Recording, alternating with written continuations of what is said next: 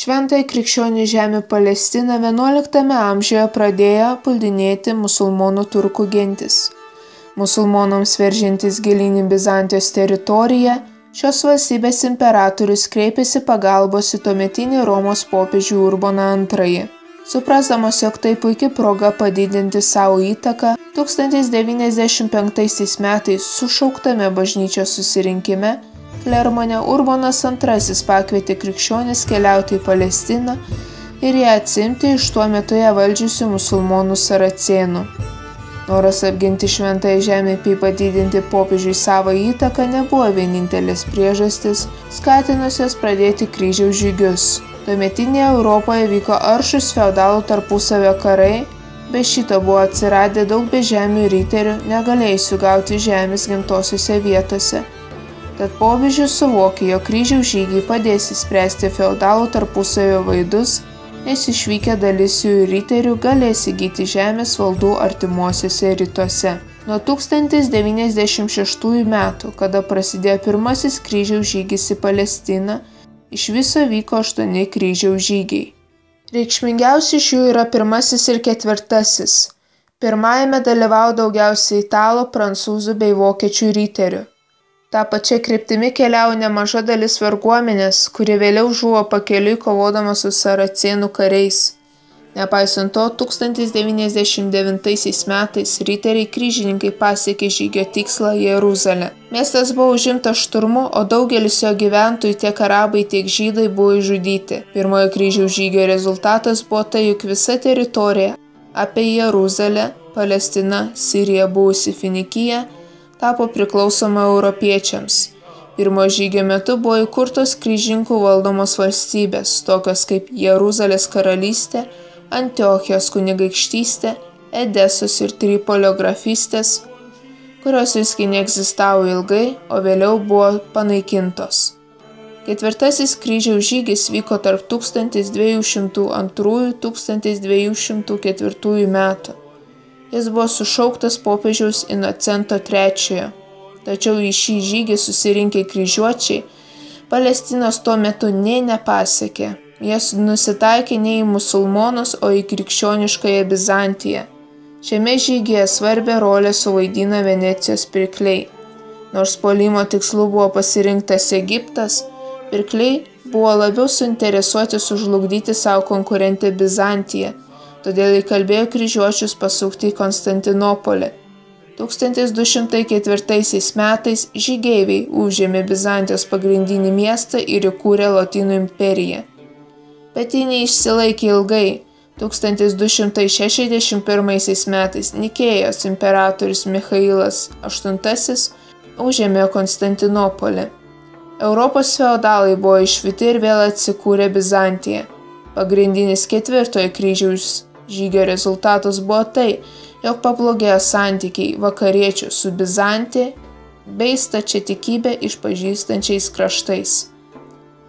Bendrai kalbant apie kryžiaus žygių į rytus padarytą įtaką Europos visuomenės kaitai, būtų galima išskirti keletą politinių, ekonominių, kultūrinių ir religinių padarinių.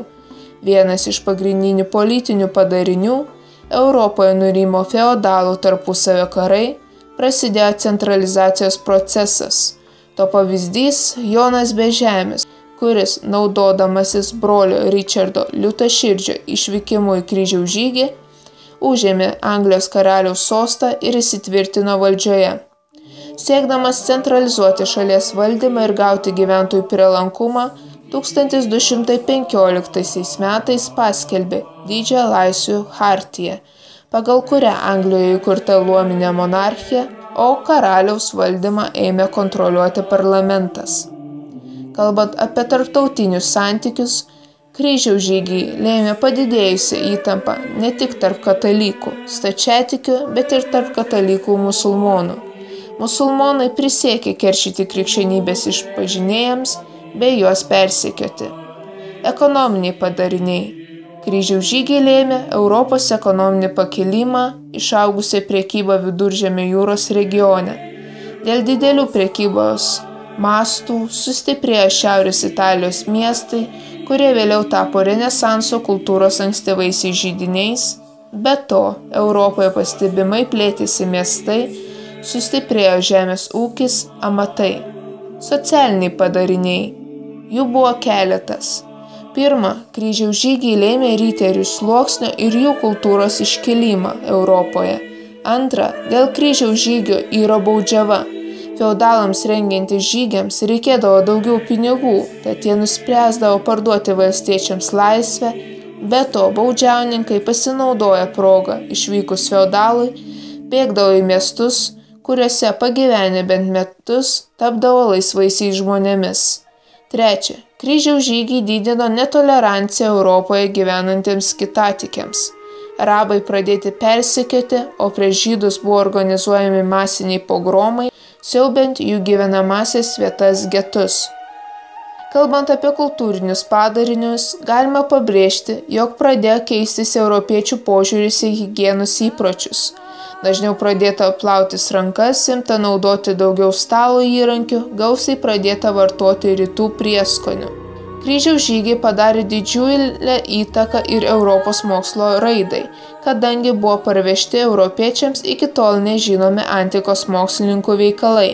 Tai skatino Aristotelio, romėnų teisės veikalų atgimimą, europiečiai taip pat susipažino su artimųjų rytų medicinos technikos pasiekimais.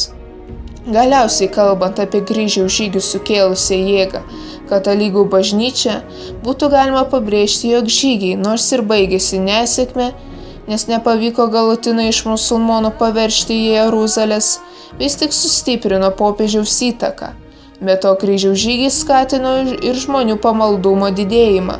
To įrodymas tuo laikotarpiu paspartėjęs religinių pastatų, bažnyčių, katedrų, vienuolynų statymas.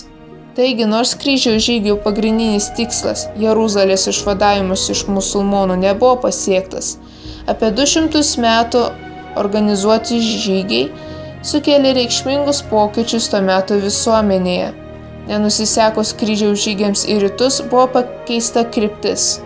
Riterių ordinai atsikėlė greta pagonių baltų žemių ir pradėjo vykdyti grobikiškus žygius Baltijos jūros rytinėme krante bei toliau nuo jo.